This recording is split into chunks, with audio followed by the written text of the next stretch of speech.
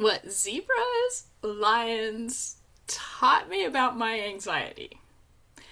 Welcome to Turn Writing Fear Around. Simple methods to overcome fear and start writing again.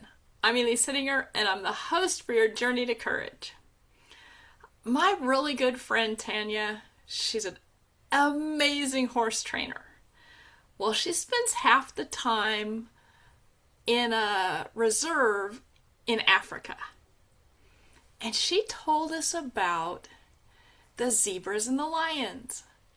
And it just fits so well with my anxiety. So she'll see a herd of zebra and wildebeest out there, and they're just grazing. And she'll see a lioness get up from its nap, stretch, and go walk straight through the middle of the zebra and the wildebeest to get a drink of water. Nobody moves. Everybody keeps grazing. They don't even really notice. Just something else walking through around them. And then she noticed that the herds will be grazing, and the lioness will get up and stretch, and maybe even 2 or 3 of the lionesses will get up. But now they're hungry. And the moment they get up, the herd starts raising its head. Somebody will pick its head up. Somebody will look in the direction of the lioness. And within seconds, the hunter is chasing the hunted. And the herd ripples. You can see the anxiety from the first one that realizes that lioness is on a hunt, ripples through the whole herd as they scatter. And it got me thinking how that relationship is with our anxiety. And when we have anxiety, how hard that must be on our horses. Regardless of whether or not our horses react to it, our horses are tuning us out.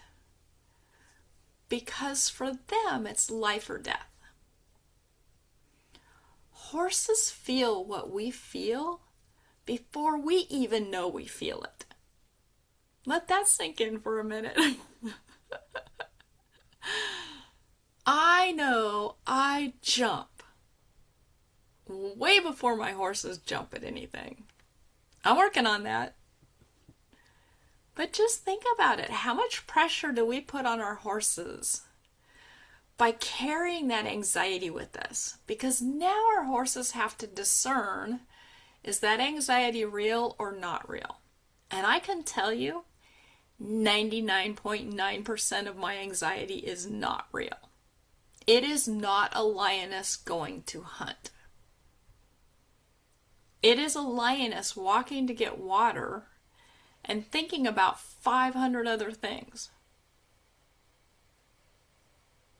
That's the truth. And when we think about it, our horses' lives depend on knowing there is danger. And yes, we've got domesticated horses now, so it's not quite as dramatic, but that's still their instinct. So let's just say we're going for a trail ride, and our anxiety is already let's say a 6 or 7. So the horse is already discounting our anxiety of a 6 or 7. But to do that, it's got to kind of feel the anxiety and then say, no, I don't need it right now, which makes their anxiety higher. So then when they see a bunny rabbit on the trail, they're going to go, bunny rabbit. Not because they're scared of the bunny rabbit, but because all the anxiety is already added to their tension. All that tension, all that anxiety is already built up. Not every signal is danger. And in the case of anxious riders, most is not the signal of danger. And our horses have to discern that. And that's a lot to put on our horses. So what do we do about it? The first thing I want you to do is just spend time with your horses. Notice what your horse notices. Notice how your horse reacts to you. Play with your anxiety around the horses when you're not riding. So look at a bush and go, oh, bush, and see how your horse reacts. And then go out and go, oh, I'm going to smell the flowers, and see how your horse reacts. Play with your anxiety level.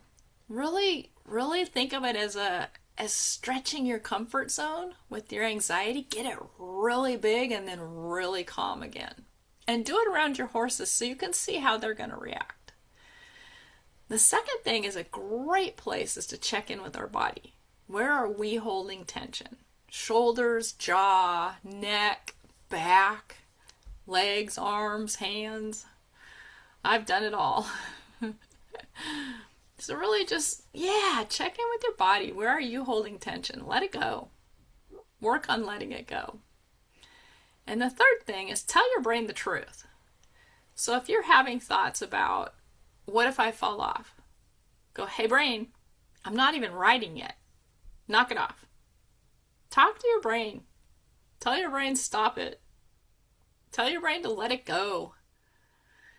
If you're on your horse and your horse spooks, tell your brain, hey, I got this. I got this. And if you fall off, you fall off. Have all your safety equipment on, have your helmet on, have your vest on if you wear all those things, whatever your safety net is for you. If you fall, people are going to fall off. Horseback riders will fall off. I quit counting at 483 times. I know about falling off.